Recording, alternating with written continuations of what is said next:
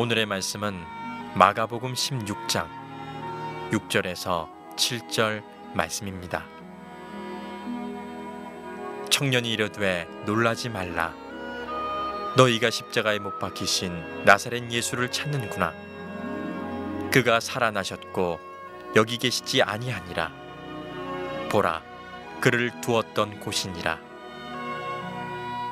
가서 그의 제자들과 베드로에게 이르기를 예수께서 너희보다 먼저 갈릴리로 가시나니 전에 너희에게 말씀하신 대로 너희가 거기서 배우리라 하라 하는지라.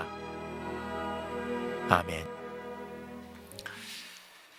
이 세상의 모든 사람들은 다 행복해지기를 원합니다. 아마 누구도 자기가 사는 인생의 목적이 불행해지기 위해서 사는 사람은 아무도 없습니다.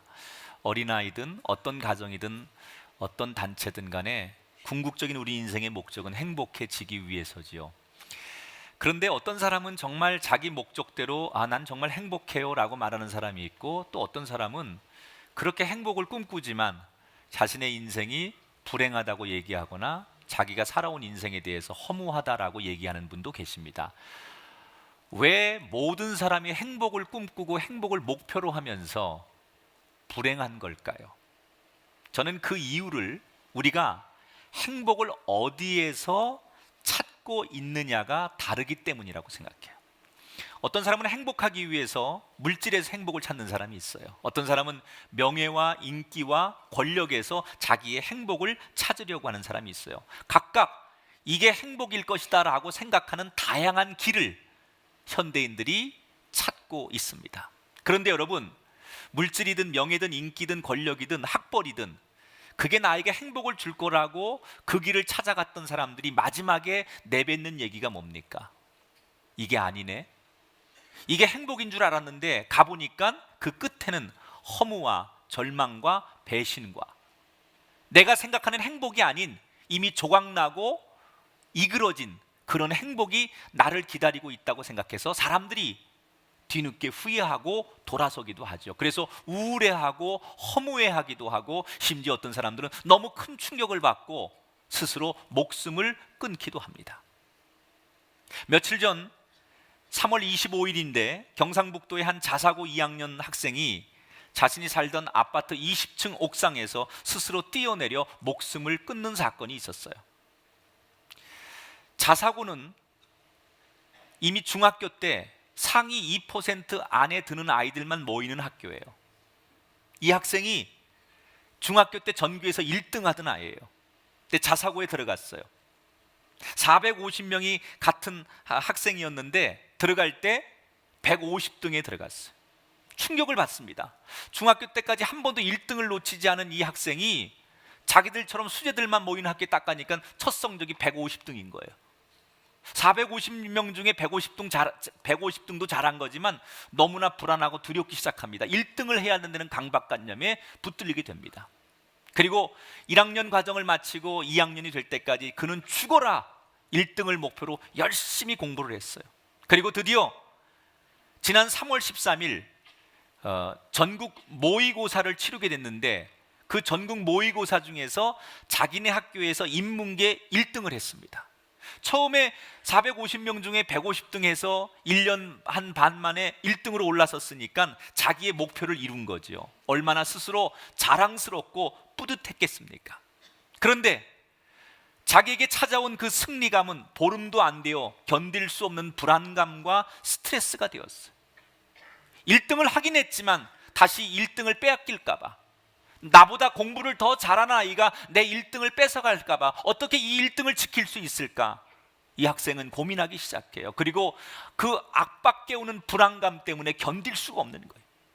결국 이 학생은 스스로 견디지 못하고 자살을 선택합니다. 그리고 자살 직전에 자기 어머니에게 카카오톡 메시지로 이런 마지막 글을 남깁니다. 제 머리가 심장을 갉아먹는데 이제 더 이상 못 버티겠어요. 엄마, 너무 미안해요. 안녕히 계세요. 이 한마디를 남기고 스스로 10대의 청춘이 20층 아파트에서 뛰어내려서 목숨을 끊었어요. 1등만 하면 그 학교에서 1등만 하면 다 되는 줄 알았어요. 1등만 하면 내 인생 모든 소원을 다 이룰 수 있다고 생각했지만 막상 1등을 하고 나니까 자기에게 찾아오는 허무와 불안감은 더하더라는 거예요.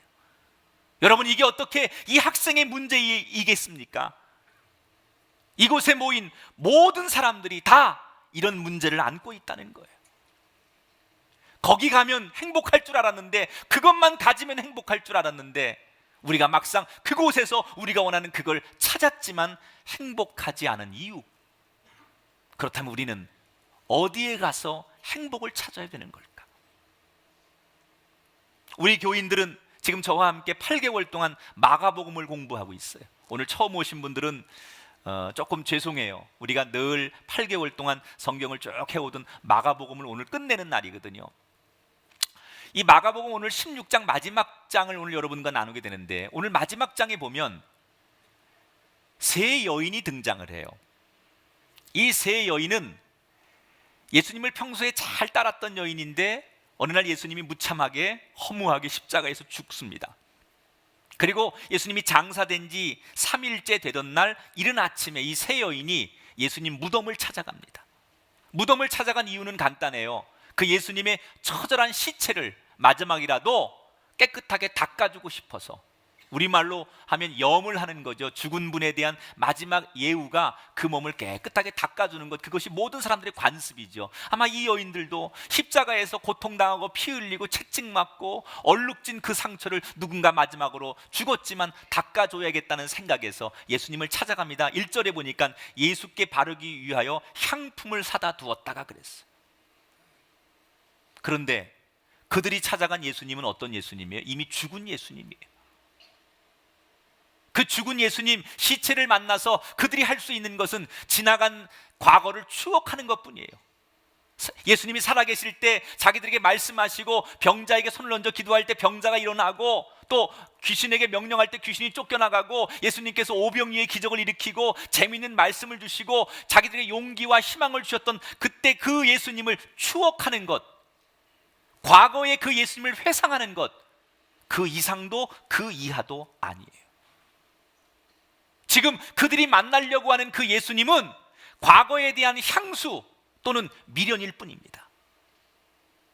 그들이 예수님의 시체를 손질하는 것은 그냥 자기들과 함께 했던 그 예수님을 추억하면서 그 예수님이 돌아가신 것에 대한 아쉬운 마음을 갖는 것, 그것 이상도 그것 이하도 아니었다는 거예요. 그런데 그런 마음을 가지고 예수님 시체를 찾아갔는데 그 무덤에 시체가 없는 거예요. 성경에 보니까 한 천사가 예수님이 부활했다는 얘기를 이 여인들에게 들려줍니다. 자기들은 과거의 미련에 불과한 예수님의 무덤을 찾았지만 참 행복의 상징이신 예수님께서는 그들의 미련 속에 갇혀 계신 분이 아니었어요. 그 미련을 깨고 이미 부활하셨어요. 여러분, 저와 여러분이 지금 이렇게 좋은 세상을 살면서 왜 행복하지 못한 걸까요? 돈이 없어서요? 여러분들이 갖고 싶은 그것을 소유하지 못했기 때문에? 아닙니다. 우리가 진짜 불행한 이유는 오늘 본문에 나오는 이 여인들처럼 우리의 인생이 과거에 묶여있기 때문에 그래요.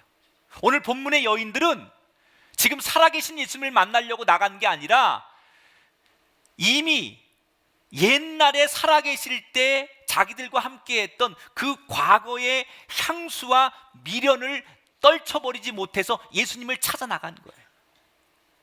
아무리 귀한 예수님일지라도 죽은 시체를 붙들고 있는 예수님은 의미가 없습니다. 살아계신, 지금 나와 함께 하시는 그 예수님만이 나에게 행복을 줄 수 있다는 거예요. 나는 여러분들이 오늘 본문의 이 여인들처럼 과거의 향수와 과거의 미련에 붙들려 살지 않는 분들이 되시길 주의 이름으로 축원합니다. 사람이 행복하지 않은 이유 가운데 하나가 자꾸 자기의 인생을 과거하고 비교하는 거예요. 내가 왕년에 정말 잘 나갔는데 그때는 내가 진짜 내가 손만 대면, 내가 마음만 먹으면 다 할 수 있었던 적이 있었는데, 그때는 내가 너무나 아름답고 너무나 화려했던 시절이 있었는데, 이런 생각으로 늘 인생을 살아가는 사람은 지금의 자기 자신과 그 옛날을 비교하면서 피해의식을 가져요. 피해의식. 그때는 그렇게 잘 됐었는데 내가 지금은 왜 이렇게 됐지? 내가 결혼하기 전에는 그렇게 행복했었는데 결혼하고 나서부터 내가 이렇게 된 것 같아. 바로 너 때문이야. 피해의식. 과거와 지금을 비교하면서 내 마음에 피해의식이 생기면 그 피해의식 속에서 원인을 찾게 돼요. 내가 왜 이렇게 되었을까? 누구 때문에? 배우자 때문에? 부모 때문에? 자식 때문에? 친구 때문에? 그래서 누군가가 내 희망과 행복을 뺏어갔다는 배신감, 서름, 분노 등이 뒤섞여서 우리의 피해의식은 점점 우리의 인생을 좀먹고 우리 마음을 썩게 만드는 거예요. 그래서 절대 행복하지 못한 거예요. 여러분, 정말 행복하길 원하십니까? 과거로부터 자유로워지십시오. 우리가 붙들어야 할 것은 화려했던 왕년의 과거가 아닙니다. 지금 이 자리에서 어떻게 살 것인가를 결심하고 내 미래를 열어가는 것. 지나간 과거는 추억의 한 장면은 될지언정 우리가 이 시간 딛고 서야 할 땅이 아니라는 거예요. 왜 오늘 이 부활절 아침에 우리는 과거를 버려야 됩니까? 오늘 예수님께서 과거를 추억하고 찾아간 이 여인들에게 주신 메시지는 과거는 없다는 거예요. 다시 부활하셨다는 거예요. 그런데 이 성경이 말하는 부활이라는 건 여러분 뭐냐면 완전히 새로운 걸 말하는 거예요. 부활은 죽었다가 다시 살아나는 것만이 아니라 우리가 경험하지 못한 새로운 인생을 부활이라고 하는 거예요.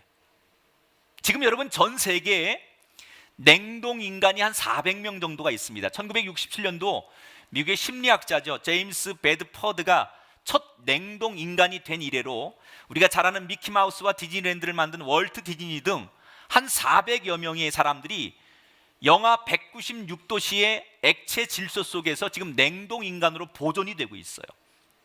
이 사람들이 냉동 인간이 된 것은 간단해요. 미래 과학기술이 언젠가 자신들을 다시 살릴 수 있다고 믿었기 때문에 그렇습니다. 그래서 장사 지내지 않고 그냥 냉동 인간으로 얼어가지고 시신이 보존되는 거예요. 여러분, 과학의 힘으로 그들의 생명을 다시 살릴 수 있을까요? 글쎄, 저는 과학이 어디까지 진화될지 모르니까 그거는 제가 여기서 된다 안 된다라고는 말 못해요. 과학이 정말 다시 그 생명들에게 어떻게 살릴 수 있는, 우리가 상상 못한 그런 일이 일어날 수도 있겠지요. 그러나 분명한 것 한 가지는 그들이 냉동인간이 과학의 힘으로 다시 살아난다 할지라도 그거는 성경이 오늘 말하는 부활과 전혀 다른 부활이에요. 그들이 설사 살아난다 할지라도 그것은 단순히 생명이 연장되는 거죠. 성경이 말하는 부활하고는 완전히 다른 거예요. mp3 여러분 플레이가 딱 이렇게 플레이 되다가 정지 버튼을 눌렀다가 다시 플레이 하는 거, 그거와 똑같은 거죠. 내 생명이 잠깐 멈췄다가 다시 시작되는 거, 그게 과학이 주는 생명이라면 성경이 우리에게 약속하신 부활은 어떤 겁니까? 이 땅의 생명과는 전혀 다른 생명이라는 거예요. 성경이 우리에게 말하는 부활은 슬픔도 없고 좌절도 없고 고통과 사망이 지배할 수 없는 생명력이 충만한 삶. 그래서 예수님의 부활은 사망 권세를 이긴 부활이라고 하는 거예요. 여러분, 허무의 최절정이 죽음 아닙니까?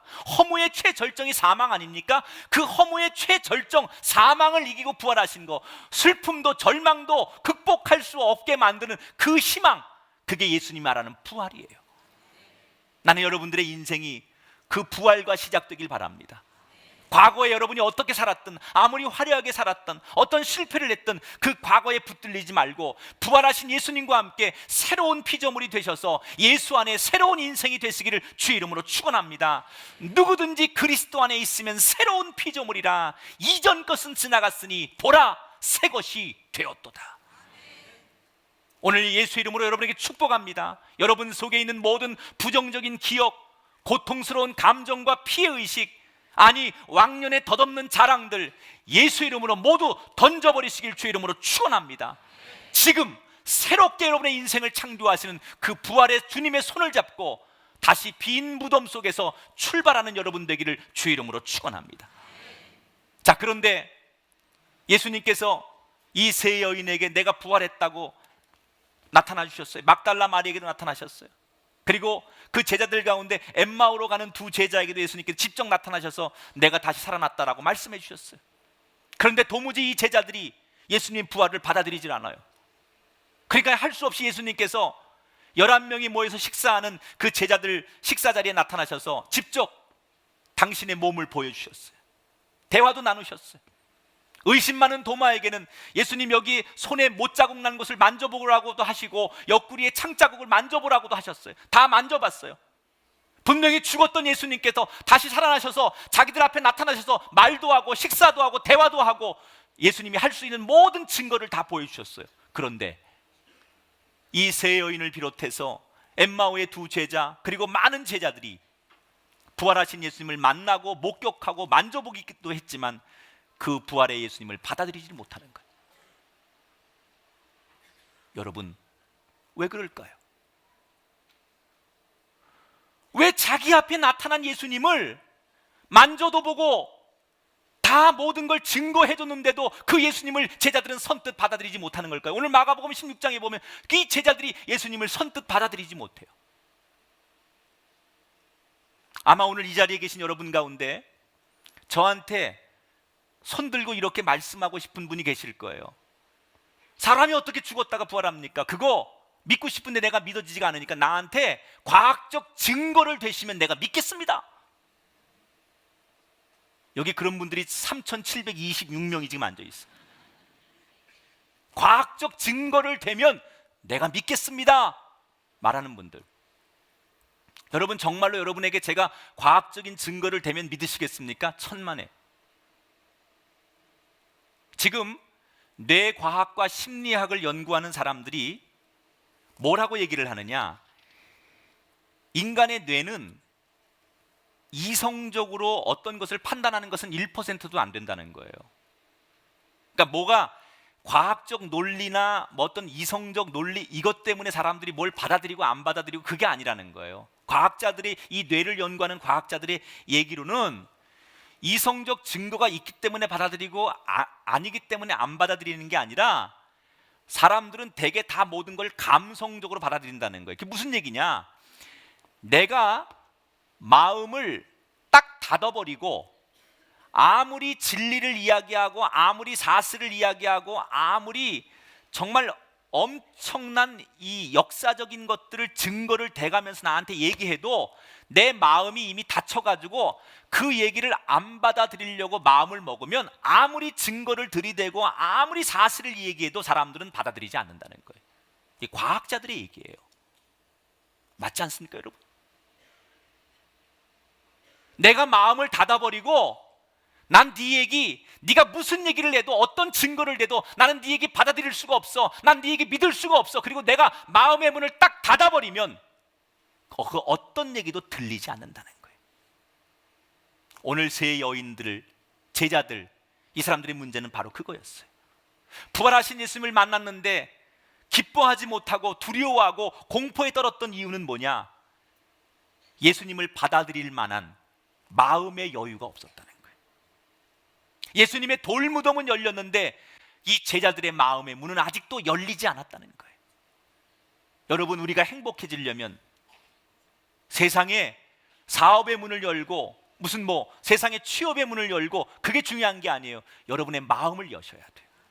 너무나 좋은 것, 그것을 받아들일 수 있는 내 마음이 열리지 않는 한 빗장을 풀어서 내 마음이 열려서 어떤 진리를 받아들이고 사실을 받아들이고 그것을 인정하려고 하는 마음이 없이는 여러분에게 아무리 귀한 얘기, 아무리 진실된 얘기, 아무리 좋은 얘기를 해도 내 마음이 열리지 않으면 그 어떤 것도 받아들이지 않는 현대인들이라는 거예요. 혹시 여러분의 마음은 큰 돌문이 가로막고 있지는 않습니까? 겹겹이 몇 겹으로 여러분의 마음에 어떤 것도 받아들일 수 없을 만큼 여러분이 여러분의 마음을 닫고 계시지 않습니까? 오늘 제가 어떤 증거를 이야기하고 어떤 사실을 이야기하고 아무리 진실을 이야기해도 이미 여러분 마음속에 여러분이 가둬놓은 그 빗장 안에 그 무엇도 받아들일 수 없도록 여러분의 마음을 여러분이 닫고 계시는 한 그 누구도 여러분의 인생을 행복하게 해줄 수 없다는 거예요. 그래서 예수님 우리에게 말씀하십니다. 볼지어다 내가 문 밖에 서서 너의 마음의 문을 두드린다. 인간이 행복해지는 가장 기본적인 건 뭐냐? 내가 마음을 여는 거예요. 과학적인 증거가 있어서 예수를 믿는 게 아니에요. 내가 마음을 열고 그 예수를 받아들일 때 예수가 믿어지는 거고, 그 예수가 나와 함께 하는 거예요. 여러분, 저는 자녀를 키우면서 그걸 느낍니다. 제가 아버지이기 때문에 내 자녀들에게 아버지로서 네가 정말 가장 행복해지고 가장 사람답게 사는 방법, 네가 가장 아름답게 사는 방법이 뭔가 진실을 얘기해줘요. 근데 만약에 우리 자녀들이 우리 아버지 노땅이야, 저거 노인네들이 맨날 졌단 얘기에 우리 세계를 몰라, 고리타분해. 여러분, 제가 우리 아들 힘들게 하려고 무슨 얘기해 주겠습니까? 나는 진실만을 얘기하는 거예요. 잘 되라고 얘기해 주는 거예요. 사실을 얘기하는 거예요. 그러나 그 마음속에 자기가 빗장을 닫아버리고, 아버지의 말은 이미 기성세대의 말이고 아버지들은 늘 그렇게 얘기하는 거니까 내가 안 받아들이려고 하면, 내가 아무리 사실을 이야기하고 내가 아무리 경험을 이야기해도 그 어떤 얘기도 받아들이지 않는 거예요. 신앙도 마찬가지예요. 많은 사람들은 증거가 없어서 못 믿는다. 천만의 말씀. 어떤 증거를 갖다 대도 안 믿으려고 하면 이미 그렇게 마음 먹고 마음을 닫은 사람은 무엇도 받아들이지 않아요. 전 요즘 가끔 언론에 무슨 음모론, 정치 하는 분들이 제일 많이 쓰시던 단어인데, 어처구니 없는 얘기라고 생각해요. 요즘 세상에 음모론이 있을 수 있습니까, 여러분? 과거에는 정보가 부족하니까 음모론이 있을 수 있지만 지금은요, 여러분이 걸어다니는 신문사고 여러분이 걸어다니는 방송국이에요. 각각 자기가 SNS에다가 자기가 쓰고 싶은 글 쓰고 보고 느낀 대로 쓰면 그게 여러분 세상에 일파만파가 되는 시대예요. 옛날에는 무슨 방송국에서 신문사에서 보도해줘야만 그게 뉴스가 되지만 지금은 자기가 보고 느낀 거 자기가 말하면 그게 세상 사람들이 다 듣고 볼 수 있는 시대가 됐어요. 모든 사람이 다 정보의 매체예요. 요즘 같은 세상에 누가 말하지 말란다고 말 안 합니까? 군인들이 통제가 됩니까? 공무원들이 통제가 됩니까? 비밀이야. 여러분, 비밀이야. 제가 이런다고 여러분이 비밀 지켜줄 것 같아요? 김학중 목사가 비밀이야 그랬어, 그 얘기까지 다 하는 세상이에요.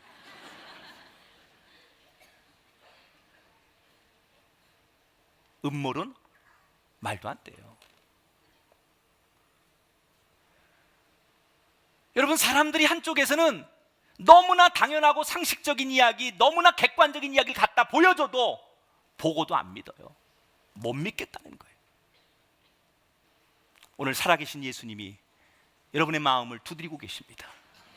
여러분, 더 이상 여러분에게 어떤 객관적인 증거, 과학적인 데이터가 오늘 여기서 제시되는 게 중요하지 않습니다. 여러분의 마음이 열리는 순간 복음이 여러분 안에 여러분을 자유케 할 것이고, 부활의 주님이 여러분의 인생을 부활케 하실 줄 믿습니다.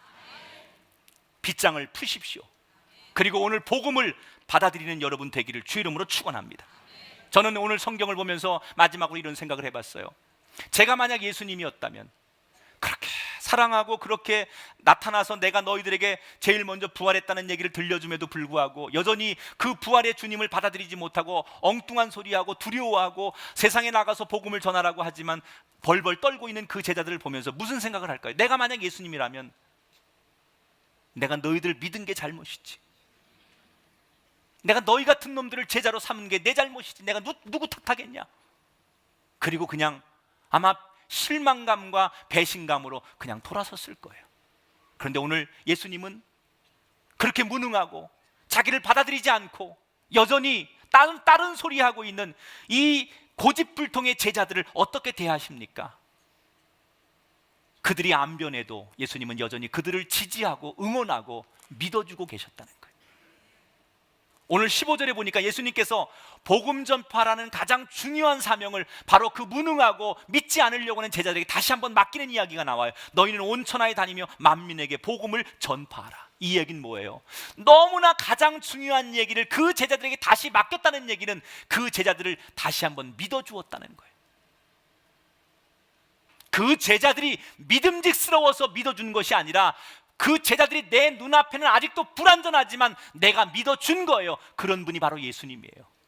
여러분, 내가 완벽해서 주님의 사랑을 받는 게 아니에요. 내가 대단하기 때문에, 양심적이고 윤리적이기 때문에 하나님이 날 사랑하시는 게 아니에요. 여전히 나같이 부족하고 죄 많은 사람을 하나님은 믿어주시기 때문에 저와 여러분이 사랑받고 있다는 얘기예요. 그런데 그렇게 엄청난 사명을 받은 이 제자들이 여전히 두려워하고 있어요. 의기소침해요. 왜?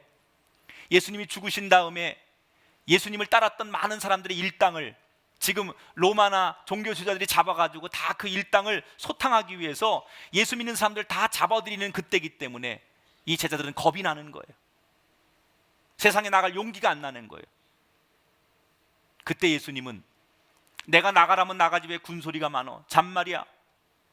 니들 내가 나가라면 나가야 돼. 이렇게 욱박지르면서 제자들을 내보내지 않았어요. 어떻게 내보내십니까? 오늘 성경에 보니까 8절에 이런 말이 있어요.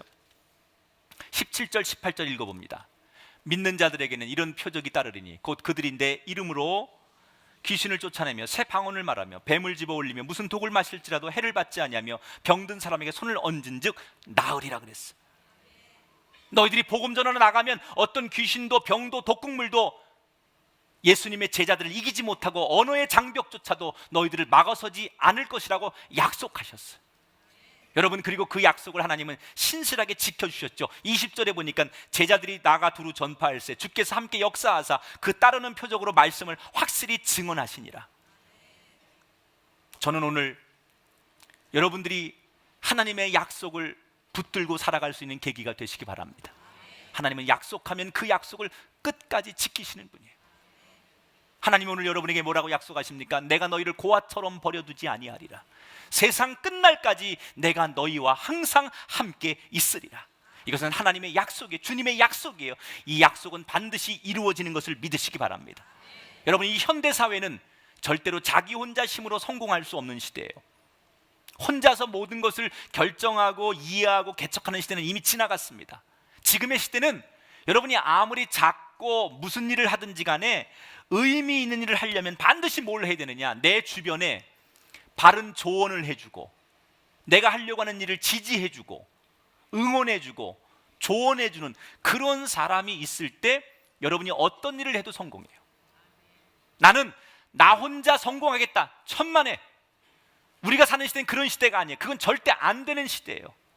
그래서 현대는 내가 얼마나 똑똑하느냐 이것을 보여주는 것보다는 내 주변에 능력 있는 사람들이 얼마나 나와 관계하느냐를 보여주는 세상이에요. 그러니까 관계의 세상이라는 거예요. 지금은 절대 독불장군이 없어요. 독재는 다 망합니다, 여러분. 독불장군은 다 쓰러집니다, 여러분. 조금 무능해도 내 주변에 나를 조언해주고 나를 멘토해주고 때로 내가 힘들 때 나를 응원해주고 나를 지지해주는 그런 그룹들이 있는 사람만 결국은 살아남고 그런 사람들이 성공하는 시대라는 거예요. 제가 요즘 특히 많이 일부러 읽는 책이 위인들의 자서전이나 평전을 많이 읽습니다. 그런데 제가 요즘 읽고 있는 많은 위인들의 공통점이 있더라는 거예요. 그 위인들 주변에는 위인들 못지않은 훌륭한 스승이나 조언자나 후원자, 지지자들이 반드시 있더라는 거예요. 혼자 영웅이 되는 게 아니더라는 거예요. 누군가가 그런 사람들이 그 주변에 있더라는 거예요. 오늘 그렇다면 저와 여러분의 인생에 누구를 나의 스승이요, 조언이요, 후원자요, 지지자로 모시겠습니까? 오늘 성경에 예수님은 우리에게 말씀하십니다. 내가 너의 선생이 되고 내가 너의 지지자가 되고 내가 너에게 조언자가 되고 내가 너에게 후원자가 되고 내가 너를 응원하는 지지자가 될 것이다. 여러분이 오늘 마음의 문을 활짝 열고 나에게 힘이 되길 원하시고 나에게 다가오셔서 응원하길 원하시는 그 주님을 받아들이기만 하면 여러분 힘으로 안 되던 일, 여러분 혼자서 몸부림치면서 해결할 수 없는 그 문제들, 그 주님 주시는 지혜로, 주님 주시는 아이디어로 여러분의 사업도, 자녀도, 가정도 부활할 줄 믿습니다. 지금까지 우리가 행복하지 않았던 이유는 꿈이 없어서가 아닙니다. 나 혼자 뭘 해보려고 했기 때문이라는 거예요. 내가 혼자 열심히 하고 내가 혼자 열심히 땅 파면 되는 줄 알았는데 아니에요. 나를 돕는 누군가가 있어야 돼요. 때로 내가 잘못된 길을 가고 있는지 그것을 평가해 줄 만한 그런 평가자가 있어야 돼요. 그분이 바로 예수님이라는 거예요. 그 예수님이 여러분의 인생의 좋은 선생님이 되기를 축복합니다. 여러분 가정이 걸어가는 길을 제대로 평가해 줄 수 있는 평가자가 그 예수님이 되기를 축원합니다. 여러분의 꿈과 비전과 여러분의 사업과 여러분의 자녀들의 그 미래를 제대로 하고 있는지를 평가해 주고 잘못된 길이 있다면 이렇게 가야 한다고 말해 줄 수 있는 응원자요, 후원자요, 지지자요, 지혜로운 주님과 함께 걷는 인생이 될 때 우리가 꿈꾸는 행복한 인생이 시작될 줄 믿습니다. 오늘 부활절을 맞이해서 특히 이 예배 VIP로 초대된 여러분 모두, 저는 여러분들이 정말 과거 속에 머무는 사람이 아니라 여러분 스스로 굳게 닫고 있던 그 빗장의 마음의 문을 열고 오늘 여러분을 향해 노크하시고 여러분을 부르시는 그 예수님을 여러분이 먼저 받아들일 때 여러분의 인생에 놀라운 변화가 일어날 줄 믿습니다. 이미 여러분이 이 자리에 오셨다는 게 예수님이 여러분을 노크하고 계신 거예요. 여러분 우연히 오셨을 것 같아요. 이 사람이 10번 20번 가자 그러니까 내가 체면 때문에 한번 와준 것 같아. 아닙니다. 여러분이 그렇게 온 것 같지만 이미 주님이 여러분을 이끄시는 거고 여러분의 인생을 노크하고 계신 거예요. 오늘 마음의 문을 여시고 그 예수님을 믿음으로 받아들이십시오. 여러분 인생의 최고의 가장 행복하고 멋진 선택이 오늘이 되어질 줄 믿습니다.